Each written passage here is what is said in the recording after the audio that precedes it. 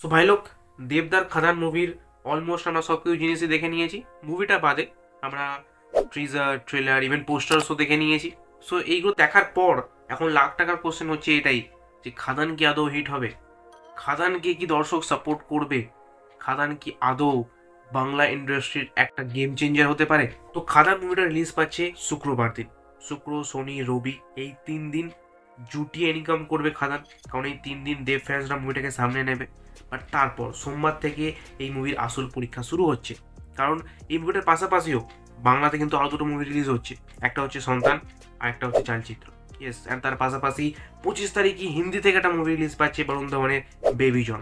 তো এতগুলো কম্পিটিটরের মাঝখানে খাদান কি সব থেকে উঁচু পজিশনটা পাবে, টপ পজিশনটা পাবে? সেটা নিয়ে আজকে এই ভিডিওতে আমরা কথা বলবো। আজকে এই ভিডিওতে আমি এমন 3টে পয়েন্টের কথা বলতে চলেছি, যেটা যদি সঠিকভাবে খাপে খাপ হয়ে যায়, যদি হয়ে যায়, কারণ আমি তো নিজেও মুভি দেখিনি, কারণ মুভি এখন রিলিজও হয়নি, কাল রিলিজ হবে। সো দেখার পর বিচার করা যাবে যে হ্যাঁ এই মুভিটা অ্যাকচুয়ালি সাপোর্ট ডিজার্ভ করে নাকি না। সো যদি 3টে পয়েন্ট আমি যেটা বলবো সেটা একেবারে খাপে খাপ হয়ে যায়, তাহলে কিন্তু এই খাদান মুভিটা ডেফিনেটলি একটা নজির করতে পারে। তো থার্ড পয়েন্ট হচ্ছে দ্য দেব ফ্যাক্টর।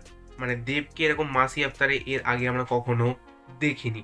দেব যে সোয়াগে বিড়ি ধরাচ্ছে, যে সোয়াগে অ্যাকশন করছে, যে সোয়াগে সে নাচানাচি করছে, দেবকে এরকম টোটালি মাসি আফতারে এর আগে আমরা কখনো দেখিনি। যে কারণে দেবকে লার্জার দ্যান লাইফ ভাবে আমরা যখন বড় পর্দায় দেখবো, তখন সেটা সেলিব্রেট করার মতো মোমেন্ট হবে। আর তার পাশাপাশি মুভির ভেতর যেভাবে নস্টালজিয়াকে হিট করাচ্ছে, ও মধু যে ট্রেলারে যে হিন্টটা ছিল, সেটা দেখে বোঝা যাচ্ছে মুভির ভেতরে এমন অনেকগুলো মোমেন্ট থাকবে যেগুলো মেকার্সরা রেখেছে শুধুমাত্র নস্টালজিয়া হিট করানোর জন্য। দেবের সেই ওল্ড স্টাইলটা আমরা এই খাদান মুভির মতো আবারও দেখতে চলেছি, কিন্তু এবার পুরোপুরি ডিফারেন্ট একটা মাসি আফতারে দেবকে আমরা এনজয় করবো বড় পর্দায়, যে কারণে দেব ফ্যাক্টর এই মুভির জন্য একটা হিউজ অডিয়েন্স জোগাড় করে নিয়ে আসবে। আর সেকেন্ড পয়েন্ট হচ্ছে এই খাদানের স্টোরি। যদি এই খাদান মুভির ভেতর স্টোরি সত্যিই ভালো থাকে, তাই ডেফিনেটলি এই মুভিটা নিজের উপর লাইমলাইটটা নিয়ে নেবে।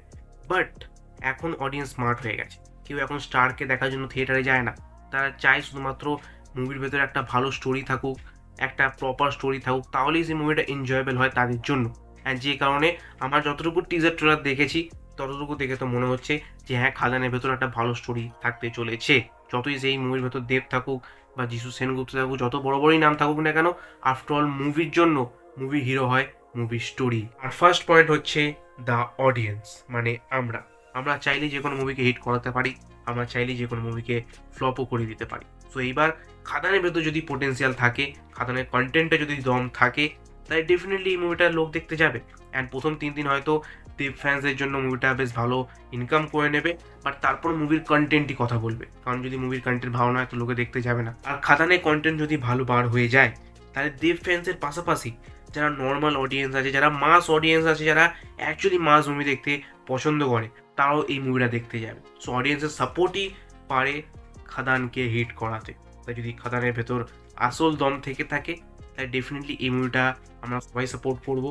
আমাদের সবার সাপোর্ট এই মুভিটা ডিজার্ভ করে, যদি কন্টেন্টে দম থেকে থাকে। তো বাকি তোমার কি মনে হয়, খাদান কি শিওর শট হিট হবে, নাকি কোথাও এখন একটু ডাউট আছে? তুমি অফকোর্স তোমার মতামত কমেন্টে জানাতে পারো। আর তুমি খাদান দেখতে যাচ্ছ না, সেটাও তুমি অফকোর্স কমেন্ট করে জানাতে পারো। আর আমি খাদানের ট্রেলার নিয়ে কথা বলেছি, যাও সেই ভিডিওকে চেক আউট করতে পারো। তোমার সাথে হবে আবার ঠিক সেই ভিডিওতে। So by.